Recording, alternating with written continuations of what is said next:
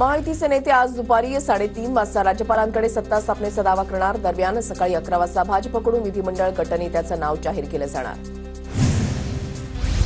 भाजपचे निरीक्षक निर्मला सीतारमण आणि विजय रुपाणींच्या उपस्थितीमध्ये आज भाजपा गटनेत्याचं नाव जाहीर होणार.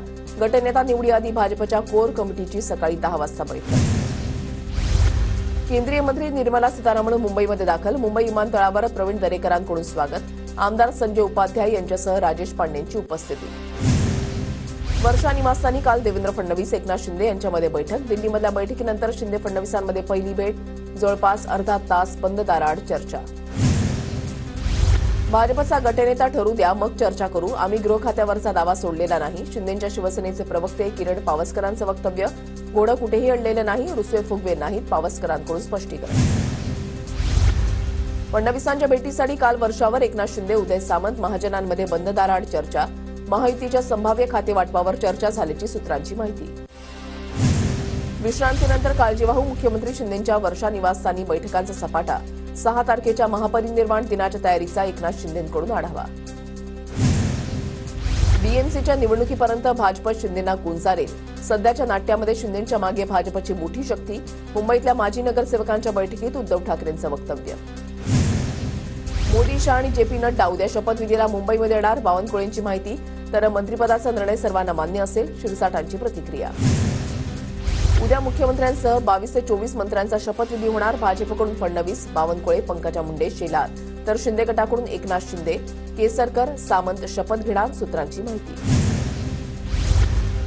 माळशिरसच्या मार्कडवाडीमधील बॅलेट पेपरवरील निवडणूक प्रक्रिया रद्द. पोलिसांच्या विरोधानंतर मतदान प्रक्रिया स्थगित. पोलिसांच्या दडपशाहीमुळे नागरिकांमध्ये भीती. उत्तम जानकरांचा आरोप. मार्कडवाडीमधील 100 ते 200 ग्रामस्थांवर पोलिसांकडून गुन्हा दाखल. प्रशासनाचे आदेश डावलून फेरमतदान प्रक्रियेसाठी पुढाकार घेणाऱ्यांवर गुन्हा दाखल. मार्कडवाडीमधील खेळामागे रणजितसिंह मोहिते पाटील मास्टर माइंड. उत्तम जानकर या खेळातील फक्त प्यादे. भाजपचे माजी आमदार राम सातपुतेंचा आरोप. मार्कडवाडीच्या ग्रामस्थांना काँग्रेसचा सलाम. मार्कडवाडीमध्ये पेटलेली ठिंडी उद्या वणवा होईल. काँग्रेस प्रदेशाध्यक्ष नाना पटोलेंची प्रतिक्रिया. संध्याकाळी 5 नंतर मतदान वाढल्याचा आरोप केतन पाठकांनी खोडून काढला. ईव्हीएम आणि वाढलेल्या आकडेवारीवर लेखातून उत्तर देण्याचा प्रयत्न. केतन पाठक हे फडणवीसांचे माध्यम सल्लागार. अजितदादा एकटा लढला, भिडला आणि शेवटी जिंकला. नागपूर शहरामध्ये राष्ट्रवादी अजित पवार गटाकडून बॅनरबाजी. महाराष्ट्र एकीकरण समितीच्या महामेळाव्याला परवानगी द्या, अन्यथा कर्नाटकातील एकही मंत्री महाराष्ट्रामध्ये येऊ देणार नाही. शिवसेना ठाकरे गटाचे नेते विजय देवणेंचा इशारा. शपथविधी सोहळ्यामध्ये दिसणार एक हे तो सेफ हेची झलक. 10,000 कार्यकर्त्यांना दिले एक हे तो सेफ हे आशयाचा मजकूर असलेले टी शर्ट. सोहळ्याच्या वेळेला विविध सांस्कृतिक कार्यक्रमांचं आयोजन. महायुती सरकारच्या शपथविधी सोहळ्याला राज्यामध्ये साधू महंत उपस्थित राहणार. उद्या आझाद मैदानावर महायुती सरकारचा शपथविधी. भगवानगडचे महंत नामदेव शास्त्री देखील उपस्थित राहणार. नागपुरातील भाजपचे कार्यकर्ते महायुतीच्या शपथविधीसाठी मुंबईकडे रवाना. महायुतीच्या मुख्यमंत्र्यांच्या शपथविधीसाठी उपस्थित राहणार असल्याची कार्यकर्त्यांची भावना. 7 आणि 9 डिसेंबरला नवनिर्वाचित आमदारांचा शपथविधी. राज्य विधिमंडळाचं विशेष अधिवेशन मुंबईत होणार. सूत्रांची माहिती. तर विधिमंडळाचं हिवाळी अधिवेशन 16 ते 23 डिसेंबर दरम्यान नागपूरमध्ये होणार. दिल्लीमधील निवडणूक आयोगाच्या कार्यालयामध्ये काँग्रेस शिष्टमंडळ आणि निवडणूक आयोगामध्ये बैठक. काँग्रेसकडून मतमोजणीमध्ये फेरफार झाल्याचा आरोप. नाना पटोले, अभिषेक मनु सिंघवींची हजेरी. जसं क्रिकेट बदललं तसं राजकारण बदलत गेलं. विधानसभेला थर्ड अंपायर मिळाला असता तर निर्णय बदलले असते. रमाकांत आसरेकरांच्या स्मृती स्मारकाच्या अनावरण प्रसंगी राज ठाकरेंचं वक्तव्य. रमाकांत आसरेकर यांच्या स्मृती स्मारकाचं अनावरण. छत्रपती शिवाजी महाराज पार्कमध्ये आसरेकर सरांचं स्मृती स्मारक. सचिन तेंडुलकर आणि राज ठाकरेंच्या हस्ते अनावरण. 40 वर्ष पक्षासोबत एकनिष्ठ, मंत्रिपदाची अपेक्षा. बबनराव लोणीकरांचं वक्तव्य. 5व्यांदा निवडून आलोय. फडणवीसांकडे मंत्रिपदाची इच्छा व्यक्त केल्याचं लोणीकरांकडून स्पष्ट. एकनाथ शिंदे मुख्यमंत्री व्हावेत. अंबरनाथमध्ये लागले बॅनर्स. शिवसेना विभाग प्रमुख चंद्रकांत भोईरांनी लावले बॅनर्स. आपल्याच रूपात हवाय कॉमन मॅन. बॅनरवर आशय. धुळ्यामध्ये थंडीच्या कडाक्यात मोठ्या प्रमाणात वाढ. थंडीपासून जनावरांचं संरक्षण करण्याचं शेतकऱ्यांवर आव्हान. जनावरांची काळजी घेण्याचं पशुसंवर्धन विभागाचं शेतकऱ्यांना आवाहन. नांदेड जिल्ह्यामधल्या काही भागात संध्याकाळच्या सुमारास अवकाळी पावसाची हजेरी. रब्बी पिकांना फटका बसण्याची शक्यता. शेतकऱ्यांमध्ये चिंतेचं वातावरण.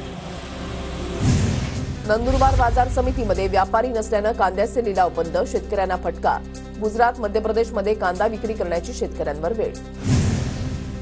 नंदुरबार जिल्ह्यामधल्या 4ही आगारांमध्ये नादुरुस्त बसेसची संख्या वाढली, प्रवाशांना मनस्ताप, खराब बसेसचा एसटी महामंडळालाही फटका. नंदुरबार जिल्ह्यामध्ये नवीन 33 रुग्णवाहिकांचं तालुकानिहाय वाटप, रुग्णवाहिकांमुळे रुग्णांना काहीसा दिलासा मिळणार. नाशिकच्या लासलगावमध्ये नाफेड एनसीसीएफच्या माध्यमातून झालेल्या कांदा खरेदीमध्ये घोटाळा झाल्याचा ठाकरे गटाचा आरोप. शेतकऱ्यांकडून खरेदी केलेल्या कांद्याऐवजी दुय्यम दर्जाचा कांदा पुढे पाठवल्याचा ठाकरे गटाचा दावा. परभणीमध्ये सलग दुसऱ्या दिवशी ढगाळ वातावरण कायम, रब्बी पिकांसाठी धोक्याची स्थिती. तूर, हरभरा पिकांवर अळीचा प्रादुर्भाव होण्याची शक्यता. नांदेडच्या अर्धापूरमधील पानमळ्याची शेती धोक्यात, हवामान बदल आणि रोगराईमुळे पानमळे वाढले, शेतकऱ्यांना आर्थिक मदतीची अपेक्षा. जळगावच्या यावल तालुक्यामध्ये रब्बी हंगामाला सुरुवात, मात्र खरीपाची नुकसान भरपाई मिळत नसल्यानं शेतकरी हवालदिल, शेतकऱ्यांमध्ये नाराजी. भाव वाढल्यामुळे जालन्याच्या मार्केटमधून शेवगा गायब, थंडीचा जोर कायम असल्यानं भाजीपाल्यावर परिणाम. जालन्यामध्ये पहिल्यांदा शेवग्याला 500 ते 550 रुपये भाव. कोयना धरणातून कोयना नदीपात्रामध्ये 1050 क्युसेक वेगानं पाण्याचा विसर्ग. कोयना नदीकाठच्या भागामध्ये शेतीच्या पाण्याचा प्रश्न निर्माण झाल्यानं पाणी सोडण्याचा निर्णय. महापरिनिर्वाण दिनानिमित्त सेवा सुविधा देण्यासाठी पालिका सज्ज, पालिका आयुक्त भूषण गगराणींनी प्रत्यक्ष घेतला आढावा. स्वच्छता आणि आरोग्याच्या सेवांसाठी 8000 कर्मचारी अधिकारी कार्यरत. धाराशिवच्या उमरग्यामध्ये सहाय्यक संघटनेच्या वतीनं तहसीलदारांना निवेदन. युवा प्रशिक्षण योजनेमधील प्रशिक्षणार्थींना कालावधी वाढवून द्या, प्रशिक्षणार्थींची निवेदनातून मागणी. जागतिक दिव्यांग दिनानिमित्त पुण्याच्या भोर पंचायत समितीकडून दिव्यांगांसाठी विशेष कार्यक्रमाचं आयोजन. दिव्यांगांच्या समस्या समजून घेत विविध विषयांवर मार्गदर्शन. अहिल्यानगरमधील कोपरगाव सावळी विहीर महामार्गाचं काम संथ गतीनं सुरू. स्थानिकांसह स्थायी भक्तांना मोठा मनस्ताप, ठेकेदाराविरोधात नागरिक संतप्त. जालना शहरामधील सीना नदीपात्रामध्ये अतिक्रमण, नदीपात्रामध्ये 30 ते 40 फूट बेकायदेशीर रुंदीकरण करत बनवला रस्ता, महापालिका प्रशासन बेखबर. नाशिकच्या येवल्यामध्ये नायलॉन मांजा विरोधात सर्वपक्षीय कृती समितीचं पोलिसांना निवेदन.